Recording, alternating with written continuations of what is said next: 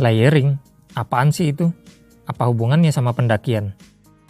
Sistem layering adalah sebuah cara berpakaian dengan memakai beberapa layer atau lapis pakaian agar memerangkap panas lebih efektif dan dapat disesuaikan dengan cepat berdasarkan suhu dan perubahan cuaca.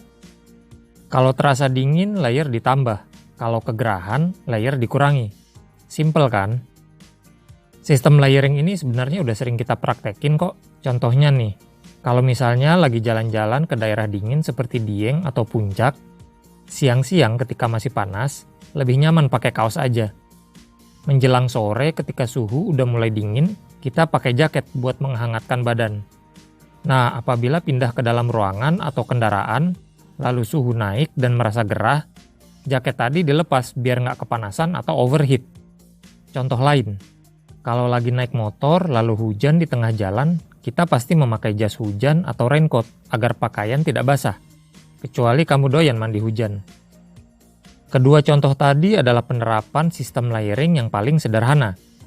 Nah, penerapan sistem layering untuk naik gunung nggak sesimpel dua contoh di atas, melainkan harus dibarengi dengan pengetahuan tentang material, fitur, dan fungsi masing-masing pakaian yang dibutuhkan. Oke, mari kita bahas 3 jenis apparel atau pakaian yang menjadi dasar sistem layering untuk pendakian. Yang pertama adalah base layer, kedua middle layer atau mid layer,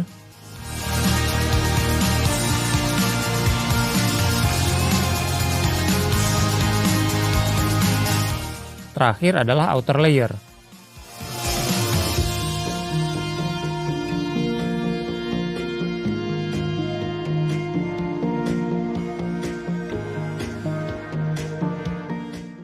Base layer adalah lapisan pertama yang kalian pakai, yang langsung menyentuh kulit, mencakup atasan dan bawahan, termasuk underwear.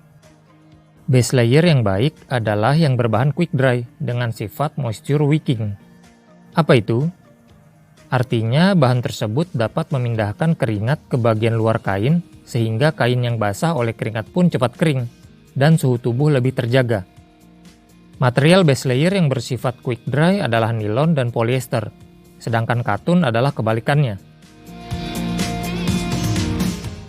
Lapisan kedua adalah middle layer atau mid layer, disebut juga lapisan insulasi yang berfungsi untuk menahan panas tubuh di cuaca dingin agar suhu tubuh tidak ngedrop dan tetap terjaga. Material pada mid layer bisa sintetik, bisa alami. Kalian dapat memilih tipe jaket mid layer sesuai budget dan kebutuhan. Apabila ingin yang murah, praktis, dan simple, bisa memilih fleece atau biasa kita sebut jaket polar. Kekurangannya adalah packingannya yang memakan tempat. Bisa juga menggunakan sweater wool. Jaket insulasi dari daun atau sintetik, kalau di Indonesia kita sebut bulang, terlepas dari apapun jenis isiannya.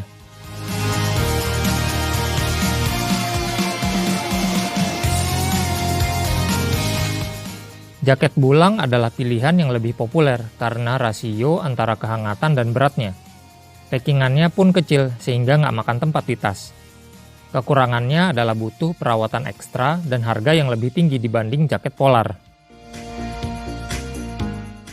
Layer ketiga adalah outer layer atau biasa disebut shell. Fungsi dari layer terluar ini adalah melindungi dari hujan, angin, dan salju kalau mendaki di negara 4 musim. Outer ini bisa berupa windbreaker, jaket atau ponco waterproof, dan soft shell. Windbreaker biasanya punya bobot sangat ringan dan dapat menahan angin dan hujan intensitas ringan atau gerimis manja, karena biasanya ada lapisan DWR atau Durable Water Repellent. Jaket atau ponco waterproof punya bobot yang lebih berat dan berfungsi menahan air hujan intensitas sedang dan tinggi. Soft shell adalah jenis jaket yang punya fungsi utama menahan angin, sama dengan windbreaker. Walaupun sekilas fungsinya terlihat sama, namun soft shell lebih mengutamakan kenyamanan dan breathability, atau kemampuan jaket untuk bernapas ketika dipakai beraktivitas.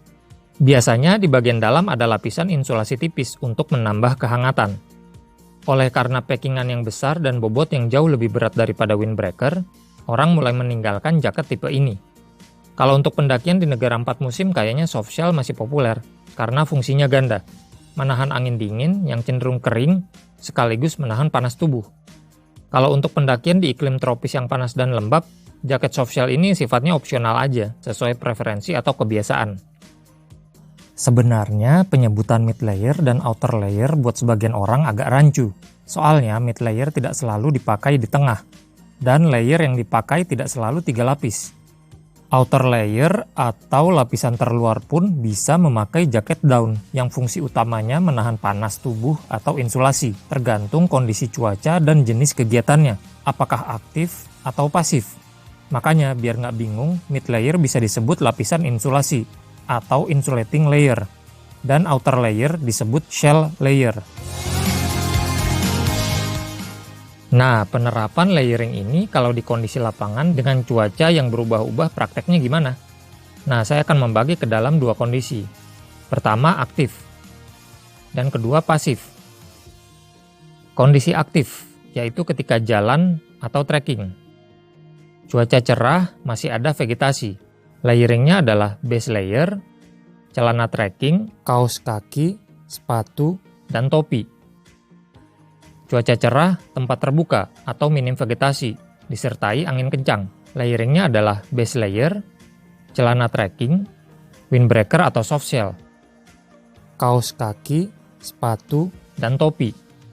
Beberapa material celana trekking cukup ampuh menahan angin sehingga tambahan layer untuk bawahan tidak diperlukan. Apabila turun hujan, layeringnya adalah base layer, celana trekking, jaket waterproof setelan atau ponco waterproof, kaos kaki, sepatu. Buat yang berkacamata, topi tetap dipakai biar air hujan tidak langsung menerpa kacamata yang mengakibatkan pandangan menjadi kabur. Pastikan topinya berbahan quick dry. Tips buat kalian yang trekking di tempat terbuka, diterpa angin yang cukup kencang, lalu hujan cukup lama. Sebaiknya ditambah rompi atau jaket polar tipis dan ringan di bawah jas hujan. Kenapa? Karena fungsinya untuk menjaga suhu tubuh biar tidak terlalu ngedrop. Soalnya apabila hanya memakai base layer dan jas hujan, biasanya masih terasa dingin di kulit, apalagi kalau ditambah keringat akibat jalan berjam-jam. Ingat, rompi atau jaket polar yang tipis ya, jangan yang tebal biar nggak overheat. Juga pemakaiannya khusus di tempat yang terbuka disertai angin kencang, bukan tempat yang vegetasinya tertutup rapat dan lembab. Penerapan layering harus menyesuaikan dengan kondisi cuaca yang berubah-ubah. Seperti yang saya terangkan di awal, kalau dingin tambah layer, kalau kegerahan kurangi layer. Sesuaikan dengan referensi sistem layering yang sudah saya terangkan sebelumnya. Kondisi pasif, yaitu ketika ngecamp atau tidur. Base layer atasan dan bawahan yang masih kering, jaket polar atau bulang, bisa ditambah dengan celana tidur hangat dengan lapisan thermal atau polar di bagian dalamnya. Jangan lupa kupluk, sarung tangan, dan kaos kaki hangat berbahan akrilik atau wool. Sistem layering ini, base layer, mid layer, dan outer layer, prinsipnya sama kalau kamu mendaki gunung di belahan dunia manapun. Yang membedakan layering antara pendakian di negara tropis seperti di Indonesia dengan negara 4 musim yang ada saljunya, biasanya hanya spesifikasi material dan fitur-fitur tambahannya aja, walaupun ada yang peruntukannya sedikit berbeda. Contohnya seperti jaket bulang ini yang saya pakai trekking ke Annapurna Circuit pas musim dingin. Didesain untuk pendakian gunung bersalju, jaket ini dipakai sebagai outer atau layer terluar ketika trekking, dengan catatan tetap memakai base layer tebal dan mid layer fleece. Treatment daun pada jaket ini dibuat hidrophobic atau menolak air. Jadi ketika diterpa salju lalu mencair kena panas tubuh, daun tidak menyerap air dan kempes yang mengakibatkan daya insulasinya hilang. Dengan treatment khusus ini, jaket diterpa salju pun masih aman.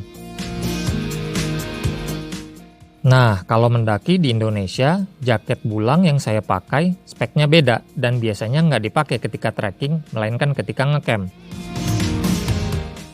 Kalau untuk Summit Attack gimana? Nah, ini agak sedikit tricky.